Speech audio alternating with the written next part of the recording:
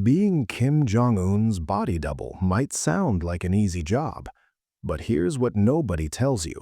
You're not there to look good at parties. You're there to take the bullet meant for him. Before we begin, take a moment, like the video and subscribe, but only if you genuinely enjoy what I do here. And let me know in the comments where you're tuning in from and what time it is for you. It's always fascinating to see who's joining us from around the world. Picture this. You wake up one morning in North Korea. You're just a regular guy. Maybe you work at a factory. Maybe you're a low-level government worker. And then men in black suits show up at your door. They don't ask permission. They don't explain. They just take you. Next thing you know, you're standing in front of Kim Jong-un himself, and someone's holding up a mirror next to his face. Then they hold it next to yours. And that's when you realize why you're there. You look like him. And in North Korea, that's not a compliment. That's a death sentence. This is the reality for Kim Jong-un's body doubles. And yes, there are multiple. Because in the world of dictators, one body double isn't enough. You need backups. You need people who are willing to die so the real leader can live. And in North Korea, willing doesn't really matter. You don't get a choice. Let's start with the obvious question. Why does Kim Jong-un even need body doubles? Well, because being a dictator is dangerous, really dangerous, especially when you're the dictator of one of the most isolated and feared countries on Earth. Kim Jong-un has enemies everywhere. Inside North Korea, there are people who want him gone, military generals who think they could do a better job, party officials who resent his power, regular citizens who are starving while he lives in luxury.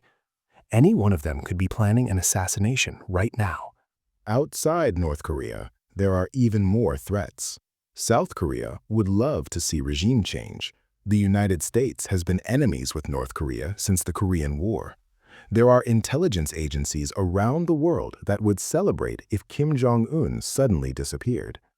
And then there are the defectors.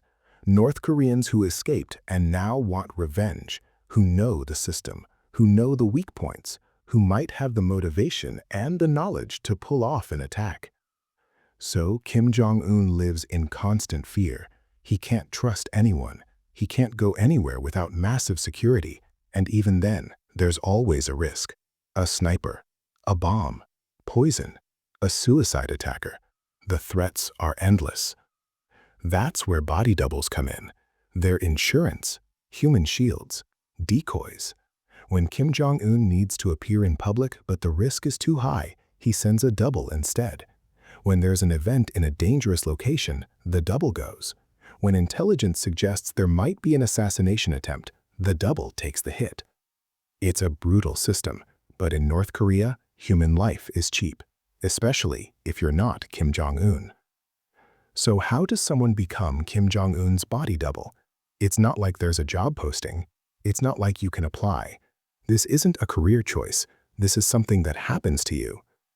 The selection process is secretive, but defectors and intelligence sources have given us some insight into how it works, and it's exactly as sinister as you'd imagine. First, they look for physical similarity.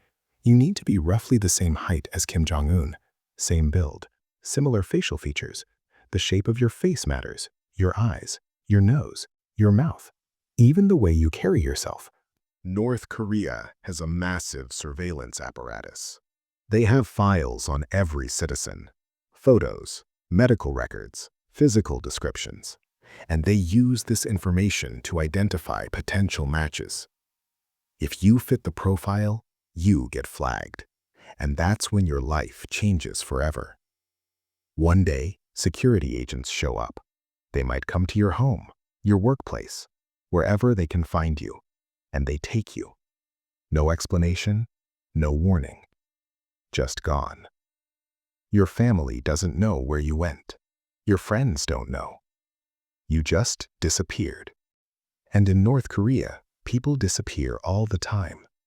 So nobody asks questions, because asking questions gets you disappeared too.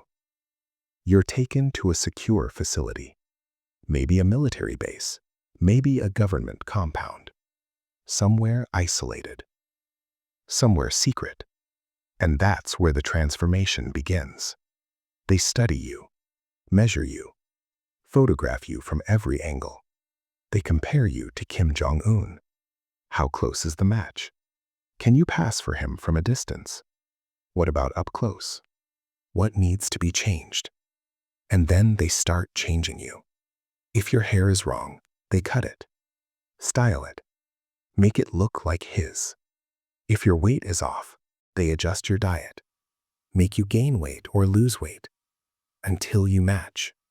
If your skin tone is different, they use makeup, treatments, whatever it takes. They study how Kim Jong-un moves, how he walks, how he stands, how he gestures, and they train you to copy it over and over and over until it becomes natural, until you move like him without thinking.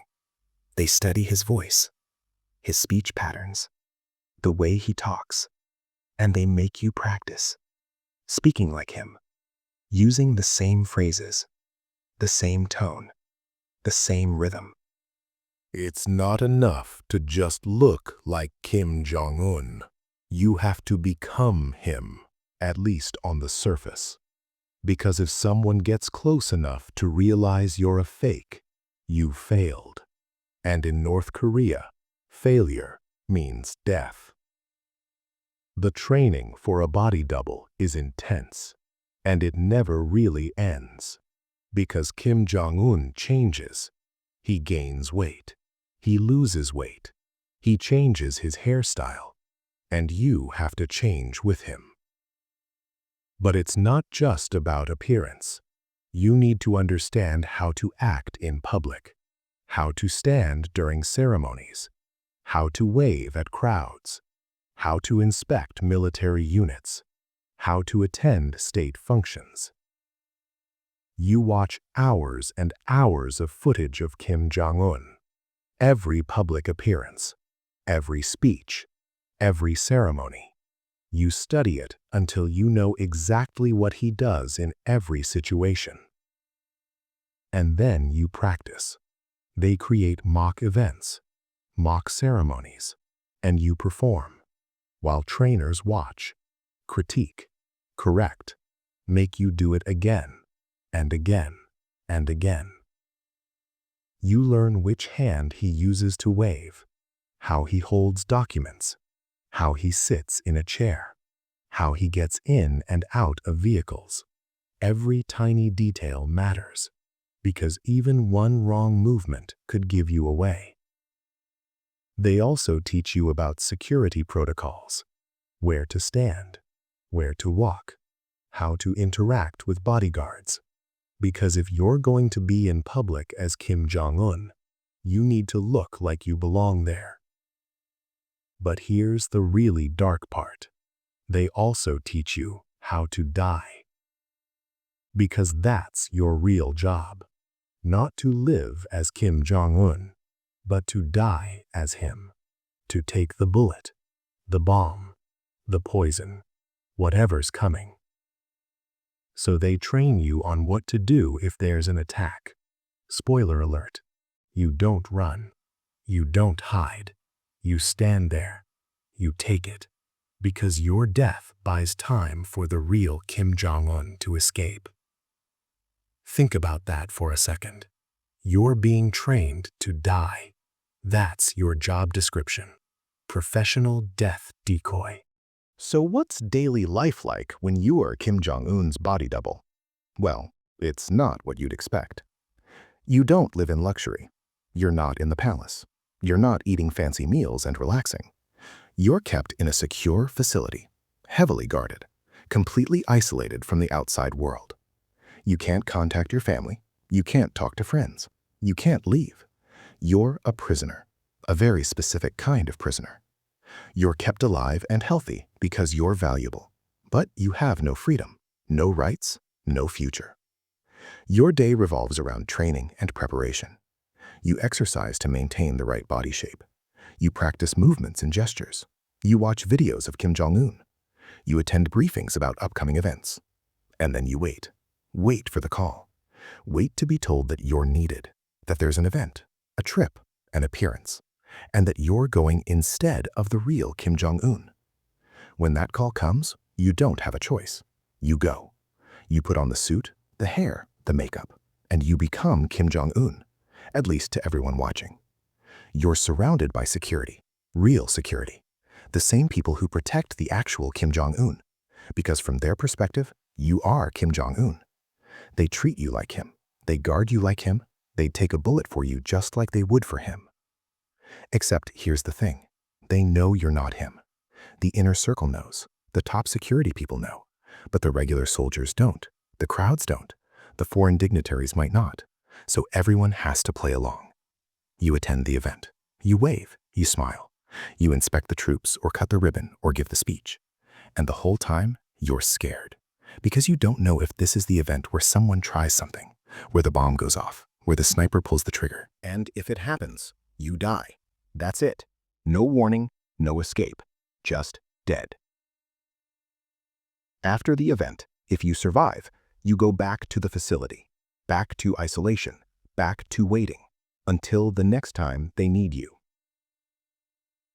You live in constant fear, constant stress. You know that every public appearance could be your last. You know that you are expendable, replaceable. There are other doubles. If you die, they'll just use someone else. Let's talk about what this does to your mind, because the physical part is bad enough, but the psychological part is even worse. You wake up every day knowing that your purpose is to die, not to live, not to accomplish anything, not to have a family or a career or any kind of normal life. Your purpose is to be killed instead of someone else. That's not a life. That's just slow torture until you're actually killed. You can't tell anyone who you are or what you do. You can't share your fear, your stress, your despair. You're completely alone with it, all the time. You start to lose your sense of self because you spend so much time acting like Kim Jong-un, moving like him, talking like him. You start to forget who you really are.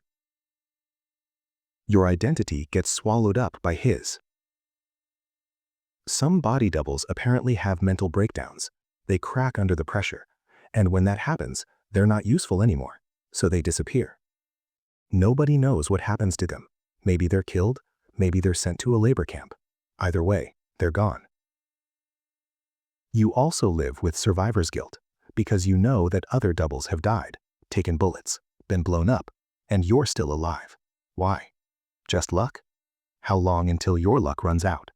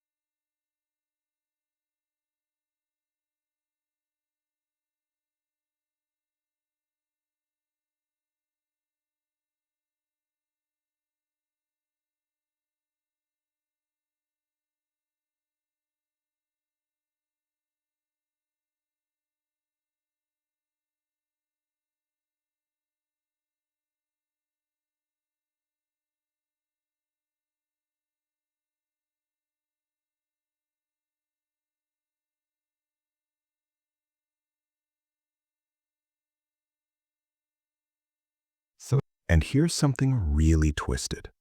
You start to resent Kim Jong-un. Of course you do. He's the reason you're in this situation. He's living in luxury while you're waiting to die for him. But you can't express that resentment. You can't even think it too loudly. Because in North Korea, thought crime is real. If they suspect you're disloyal, you're dead.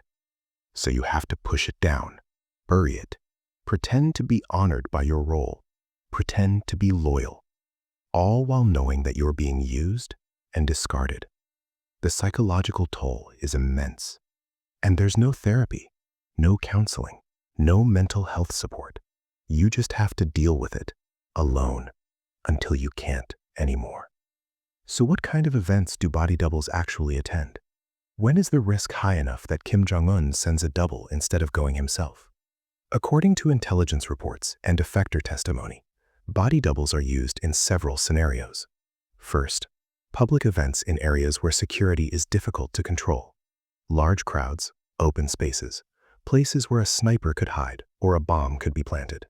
These are high-risk situations, so a double goes instead. Second, trips to regions where there might be internal resistance. Parts of North Korea where loyalty is questionable, where there might be military officers who are unhappy with Kim Jong-un's leadership, where an attack is more likely. The double goes to test the waters. Third, meetings with lower-level officials or foreign delegations that aren't important enough to risk the real Kim Jong-un. If it's a routine inspection or a ceremonial event, why risk the actual leader? Send a double. Fourth, situations where intelligence suggests a specific threat. If spies report that there's an assassination plot targeting a particular event, Kim Jong-un doesn't go. The double does, and security watches closely to see if anyone makes a move. There have been rumors over the years about specific incidents where body doubles were used. Times when Kim Jong-un appeared in public, and something about him seemed off. His walk was different, his voice sounded wrong, his mannerisms didn't quite match. Foreign intelligence agencies analyze this stuff constantly. They compare videos, look for inconsistencies, try to figure out when it's the real Kim Jong-un and when it's a double. And sometimes they're pretty sure it's a double. The facial features don't quite match, the body language is off, something's not right. But they can never be totally sure, because the doubles are good. They're trained, they're made to look as close to the real thing as possible. And from a distance, in the right conditions, they're almost perfect. One of the most famous suspected body double appearances was during a visit to a rural farming area in 2019. Kim Jong-un was shown on state television inspecting crops and talking to farmers. But analysts noticed something odd. His teeth looked different, his eyebrows were shaped differently, his gait was slightly off. Could have been the camera angle, could have been the lighting, or could have been a body double. We'll probably never know for sure, but that's the point. Even if we suspect it's a double, North Korea will never confirm it. They'll never admit that Kim Jong-un wasn't actually there. Because admitting that would show weakness, would show that their leader is afraid, that he can't even visit his own people without fear. So they maintain the illusion, and the doubles play their part, even if it kills them. Here's the really dark part of this story. Body doubles die. It's not speculation, it's not theory, it's fact. Body doubles have been killed in the line of duty, and North Korea covers it up. There have been reports over the years from defectors and intelligence sources about assassination attempts that killed body doubles instead of Kim Jong-un. The North Korean government never acknowledges these incidents. They don't announce that a double died. They don't admit that there was an attack. They just quietly replace the double and move on. One reported incident involved a bomb at a military parade in the early 2010s. According to some sources, the bomb was meant for Kim Jong-un, but a body double was attending the parade instead. The double was killed, along with several security personnel. North Korea never reported the incident. It was covered up completely. Another reported incident involved a poisoning attempt at a state dinner. A body double consumed poisoned food meant for Kim Jong-un, died within hours. The incident was blamed on natural causes and buried. Are these stories true? Hard to say for certain. North Korea is one of the most secretive countries on Earth. Information coming out of there is scarce and often unreliable. But multiple sources have corroborated similar stories over the years, and it fits with what we know about how North Korea operates. When a body double dies, what happens to their family? In some cases, the family is told that their loved one died serving the nation. They might even get some compensation, a better apartment, extra food rations, something to keep them quiet. In other cases, the family is told nothing. The person just disappeared, years ago, and now they're dead. But the family never gets confirmation, never gets closure, just endless uncertainty. And if the family asks too many questions, they might disappear too. Because in North Korea, asking questions about state secrets is dangerous, even if it's about your own family member. This is the reality of being a body double. You die in secret. You're mourned in secret, or maybe not mourned at all. Your sacrifice is never acknowledged, never honored. You just cease to exist. And the really sick part? North Korea will probably use your death as propaganda. If an assassination attempt is exposed, they'll claim it was the real Kim Jong-un who survived. They'll praise his strength, his courage, his divine protection. But it wasn't him. It was you. And nobody will ever know. The security measures around body doubles are extreme, because even though they're decoys, they still have to be protected, at least until they're needed to take the hit. Body doubles travel with the same security detail that protects the real Kim Jong-un. Armored vehicles, armed guards, counter-sniper teams, the works. From the outside, it looks like the actual leader, but the security personnel know the truth. They know it's a double, and that creates an interesting dynamic. Are they as motivated to protect a double as they would be to protect the real Kim Jong-un? Hard to say. Some of them probably are. They're professionals. They do their job regardless. Plus, if something happens to the double, they might be blamed, so they have an incentive to keep the double alive. But others might be less motivated. After all, the double is expendable. That's the whole point. So if an attack happens, maybe they don't throw themselves in front of the bullet. Maybe they let the double take it and then respond to eliminate the threat.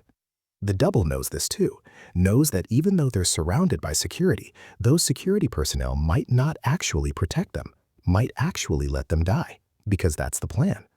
So you're constantly on edge, surrounded by armed guards who might or might not save your life, depending on whether they think you're supposed to die in this particular situation or not. The double also has to maintain the illusion of being Kim Jong-un. That means acting like he's in charge, giving orders, being confident, showing authority, even though everyone around them knows they're fake. It's a weird performance. The double pretends to be Kim Jong-un. The security team pretends to believe it, and together they maintain the charade for whoever's watching from outside. And if the double breaks character, if they show fear or uncertainty or do something Kim Jong-un wouldn't do, they might be punished, retrained, or replaced. Because they're only valuable as long as they're convincing. Here's a question that doesn't have a great answer. What happens to body doubles when they're no longer needed? When they're too old, or they don't look enough like Kim Jong-un anymore, or they've been compromised somehow? What happens to them? The most optimistic scenario is that they're retired, sent somewhere quiet, given a house and a pension, allowed to live out their days in relative peace, but still monitored, still controlled, never allowed to leave North Korea or talk about what they did. The more realistic scenario is that they disappear because they know too much. They've seen the inner workings of the regime. They know state secrets. They could potentially defect and tell the world what they know. So they're a liability. And in North Korea, liabilities are eliminated. Some reports suggest that retired body doubles are sent to remote labor camps, not the harsh political prison camps, but agricultural communes where they work until they die, isolated, watched, unable to escape. Other reports suggest they're simply killed, quietly, efficiently, and buried somewhere nobody will find them. We don't know for sure because nobody who's been a body double for Kim Jong-un has ever escaped and told their story publicly. At least not that we know of. Either they're all still in North Korea, or they're all dead, or they're too afraid to come forward. And that makes sense. Even if you managed to escape North Korea, would you go public with your story? Would you tell the world that you were Kim Jong-un's body double? That would make you a target, not just from North Korea, but from anyone who wants to use you for political purposes. Your life would never be normal again. So maybe some former doubles have escaped and are living quietly somewhere, never revealing who they were. It's possible, but we'll probably never know. What we do know is that being a body double for Kim Jong-un is not a job with a happy retirement. It's a job that ends badly one way or another. Either you die in an assassination attempt, or you're eliminated when you're no longer useful. There's no good outcome, no happy ending, just survival for as long as possible, and then whatever comes next. Let's step back for a minute and talk about the ethics of this whole system. Because using body doubles isn't unique to North Korea. Lots of leaders throughout history have used them. Saddam Hussein had multiple body doubles, so did Stalin, so did many other dictators.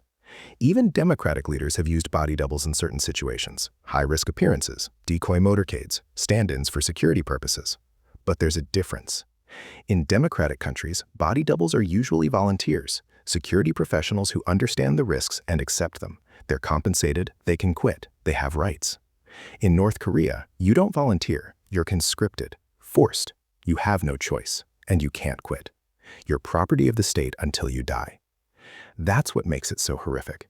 It's not just that people are being used as human shields, it's that they have no agency, no consent, no option to refuse. And let's be clear about what we're talking about. This is using human beings as disposable objects. Their entire purpose is to be killed instead of someone else. They're not soldiers choosing to fight for their country. They're civilians who happen to look like the dictator and were condemned to death because of it. There's no justification for this. None. You can argue about the necessity of security for leaders. You can argue about the threats that dictators face. But you can't argue that it's okay to kidnap people and train them to be killed against their will. Yet it happens. In North Korea, it's routine, and the rest of the world can't do anything about it, because North Korea doesn't care what the rest of the world thinks.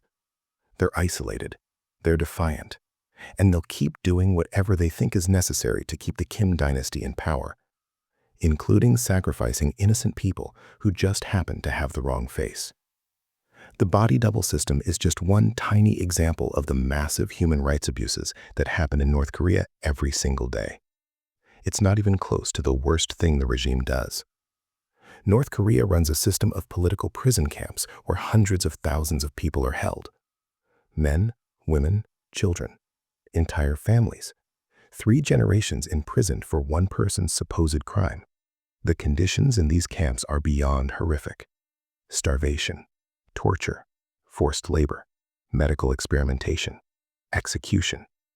It's systematic brutality on a massive scale. And that's just the prison camps. Outside the camps, regular North Koreans live under constant surveillance and control. They can't travel freely within their own country. They can't access outside information. They can't express opinions that differ from state propaganda. They can't practice religion. They can't do anything without permission from the state. Punishment for breaking these rules is severe. You don't just get fined or jailed. You and your entire family get sent to a camp, forever, or you're executed publicly as a warning to others. So in that context, being selected as a body double is almost lucky. At least you're kept fed and healthy. At least you're not in a prison camp. At least you have a chance of survival, even if it's slim. That's how bad things are in North Korea. Being trained to die as a human decoy is better than the alternatives most North Koreans face. And this is important to understand, because when we talk about body doubles, it's easy to focus on that one bizarre aspect of the regime, but it's part of a much larger system of oppression and cruelty. Kim Jong-un maintains power through fear, through brutality, through the systematic destruction of any opposition, any dissent, any hint of disloyalty. And body doubles are just one tool in that system. They're not even the most important tool. They're just the most visible example of how the regime treats people as objects, as tools to be used and discarded. So what does the international community do about all this? About the body doubles, the prison camps, the human rights abuses? Not much, honestly. And there are reasons for that, even if they're not satisfying. First, North Korea is nuclear armed. They have weapons of mass destruction, and they've made it very clear that they'll use them if they feel threatened. So any military action against North Korea risks nuclear retaliation, which could kill millions of people. Second, North Korea is backed by China. China doesn't love North Korea, but they don't want the Kim regime to collapse either, because that would create chaos on their border. Refugees flooding into China, possible reunification of Korea under a government friendly to the United States. China doesn't want that. So China protects North Korea, gives them economic support, uses their veto power in the United Nations to block serious sanctions, makes it impossible to take meaningful action. Third, North Korea is so isolated that sanctions don't work like they would on other countries. The leadership doesn't care if regular people suffer. They're already suffering. Making things worse for regular North Koreans doesn't pressure the regime at all. So the international community is stuck. They can condemn, they can sanction, they can issue reports about human rights abuses, but they can't actually stop the abuse from happening. And Kim Jong-un knows this. He knows he can do whatever he wants to his own people, and nobody will stop him. As long as he has nuclear weapons and China's support, he's untouchable. So the body doubles will keep being used. The prison camps will keep operating. The oppression will continue. And the rest of the world will keep watching, unable or unwilling to intervene. It's a depressing reality, but it's the reality we live in. While we don't have testimony from Kim Jong-un's body doubles, we do have stories from body doubles who worked for other dictators, and their experiences give us insight into what it might be like. Latif Yahia was one of Saddam Hussein's body doubles. He wrote a book about his experiences called I Was Saddam's Son. He described being forced into the role, beaten when he resisted, trained to walk, talk, and act like Uday Hussein, Saddam's son. He described the constant fear, the knowledge that he could be killed at any moment, the psychological toll of living as someone else, losing his identity, becoming a ghost. He eventually escaped Iraq and went public with his story, but he's lived in hiding ever since, always afraid that someone will come after him for revenge. Another example is from Romania. Nicolae Ceausescu, the communist dictator, had several body doubles. After Ceausescu was overthrown and executed in 1989, some of these doubles came forward. They described being selected because of their resemblance to the dictator, being forced to undergo surgery to make the resemblance even closer, being used in public appearances while the real Ceausescu stayed safe. One double described the relief he felt when Ceausescu was killed, because it meant his nightmare was over. He could finally go back to being himself. These stories give us a window into what it might be like for Kim Jong-un's body doubles. The fear, the loss of identity, the knowledge that you're completely expendable. But there's also an important difference. Latif Yahia escaped. The Romanian doubles were freed when the regime fell. They got to tell their stories. Kim Jong-un's doubles probably never will, because the North Korean regime shows no signs of falling, and escape from North Korea is almost impossible, especially for someone who's being closely guarded and monitored. So their stories will probably die with them, lost forever, just another tragedy in a country full of tragedies. Here's something that might change the game in the future: technology. Specifically, advances in deepfake technology and synthetic media. In the near future, it might not be necessary to have human body doubles at all. You could create a digital version of Kim Jong-un, have him appear in videos and broadcasts without ever leaving his bunker. Use CGI and AI to make it look real. In fact, this might already be happening. There have been some very suspicious videos of Kim Jong-un in recent years, videos where something looks off, where analysts suspect heavy editing or digital manipulation. It's entirely possible that North Korea is already experimenting with this technology, using a combination of real footage, body doubles, and digital effects to create appearances of Kim Jong-un that are actually fake. If this technology becomes good enough, it could eliminate the need for body doubles entirely. Why risk sending a human decoy when you can create a perfect digital copy? But that raises its own disturbing questions. If Kim Jong-un can appear anywhere digitally, how do we know he's even alive? He could die, and the regime could keep using his digital likeness indefinitely. The people of North Korea might never know their leader is dead. And for intelligence agencies trying to track Kim Jong-un, this creates a nightmare scenario. Every public appearance becomes suspect. Is it really him? A body double? A deep fake? How can you tell? We're probably not there yet. The technology isn't quite good enough to fool everyone all the time, but it's getting close. And North Korea has every reason to invest heavily in this technology. So the future of body doubles might be digital rather than human, which would save lives, at least. The human doubles wouldn't be needed anymore. But it would also make an already opaque regime even more mysterious, even more impossible to understand or track. This brings us to an important question. What happens if Kim Jong-un actually dies? Not a body double, but the real guy. Would North Korea admit it? Would they hold a state funeral? Or would they try to cover it up and keep the regime going with doubles and deepfakes? The honest answer is, we don't know. It depends on how he dies and what the political situation is at the time.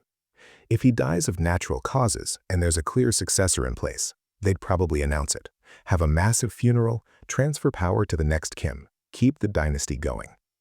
But if he's assassinated, or if there's a power struggle, or if the regime is unstable, they might try to hide it, use body doubles, keep up the appearance that Kim Jong-un is still in charge while they figure out what to do behind the scenes. There's historical precedent for this. When Stalin died, the Soviet leadership kept it secret for days while they maneuvered for power. When Kim Il-sung, the founder of North Korea, died, there were rumors that his death was hidden for some time before being announced. So it's entirely possible that Kim Jong-un could die and we wouldn't know for weeks or months. The body doubles would keep making appearances, the propaganda would keep flowing, and behind the scenes the real power struggle would be happening. Eventually, the truth would come out. It always does. But in the short term, the doubles would buy time for the regime to stabilize and plan their next move. Which means the body doubles might end up being even more important after Kim Jong-un dies than while he's alive. They'd be the key to maintaining the illusion of stability while everything falls apart. Talk about a nightmare scenario. Not only do you have to risk your life while the dictator is alive, but you might have to keep pretending to be him even after he's dead, just to keep the regime from collapsing. Let's bring this back to the human level, because it's easy to talk about body doubles as a political or security issue. But these are real people, with families, with hopes, with dreams, with lives that were stolen from them. Imagine you're one of these guys. You were living a normal life. Maybe you were happy. Maybe you had plans for the future. And then it all got taken away because you happened to look like Kim Jong-un. You didn't do anything wrong. You weren't a criminal. You weren't disloyal. You just had the wrong face. And now you're in a concrete cell, waiting to die, training every day to imitate a man you've never met, knowing that someday, maybe soon, you'll be sent out to take a bullet meant for him. You'll never see your family again, never have a normal conversation, never laugh at a joke or enjoy a meal or do any of the simple things that make life worth living. You're just waiting, every day. Waiting for the day they tell you it's time. Time to put on the suit. Time to go to the event. Time to die. And when that day comes, you'll be terrified, but you'll do it anyway, because you don't have a choice. And because maybe, just maybe, if you're lucky, nothing will happen. Maybe you'll survive one more day. But eventually, your luck runs out. Everyone's does. And when it happens, when the bomb goes off, or the bullet hits, or the poison takes effect, your last thought might be, this is it. This is how I die. As someone else. For someone else. And nobody will ever know. That's the human cost we're talking about. Not statistics, not political analysis. Actual human beings whose lives are destroyed by this system. And there's not just one. There are multiple body doubles. Maybe a dozen. Maybe more. Each one living this nightmare. Each one waiting to die. Multiply that by the families. Parents who lost a son, wives who lost a husband, children who lost a father, all wondering what happened. Where did he go? Is he still alive? The human cost is immense, and it's happening right now, today. While you're reading this, there are men in North Korea training to die as Kim Jong-un's body doubles, living in fear, losing their identities, waiting for the end. And there's nothing we can do about it. We can't rescue them. We can't even identify them. They're ghosts, non-people, erased from existence, except as tools for the regime. It's one of the most brutal aspects of one of the most brutal regimes on Earth, and it deserves to be talked about, to be acknowledged, to be remembered. These men deserve to be remembered, even if we don't know their names, even if we never will. They deserve to have their story told, because they're victims, pure and simple. victims of a system that treats human life as worthless, as expendable, as nothing more than a tool to preserve the power of one family. So that's the reality of being Kim Jong-un's body double. It's not glamorous, it's not exciting, it's not a job anyone would ever want. It's a death sentence, slow and psychological at first, then sudden and violent when your time comes. You're kidnapped, trained, transformed into someone else, and then used as a human shield until you're killed or discarded. Your family never knows what happened to you. Your life is erased, your identity is stolen, and when you die, nobody mourns, nobody remembers. You just disappear. This is what it means to be a body double for a dictator in the 21st century. It's slavery. It's a human rights violation. It's murder.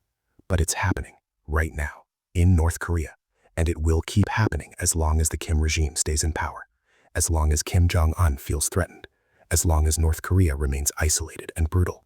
We can't stop it. We can only document it, talk about it, make sure people know what's happening, because these body doubles can't speak for themselves. They're prisoners. They're voiceless. So we have to be their voice. We have to tell their story, even if we don't know their names, even if we never will. Because everyone deserves to be remembered. Everyone deserves to have their suffering acknowledged, and everyone deserves justice. The body doubles of Kim Jong-un will probably never get justice, but at least now you know their story. You know what they're going through. You know the price they pay for having the wrong face. And maybe, someday, when North Korea finally opens up and the truth comes out, we'll learn their names. We'll hear their stories directly. We'll be able to honor them properly. Until then, all we can do is remember that they exist, that they're suffering, and that they deserve better than the fate they've been given. Subscribe to hear more stories they don't want you to know.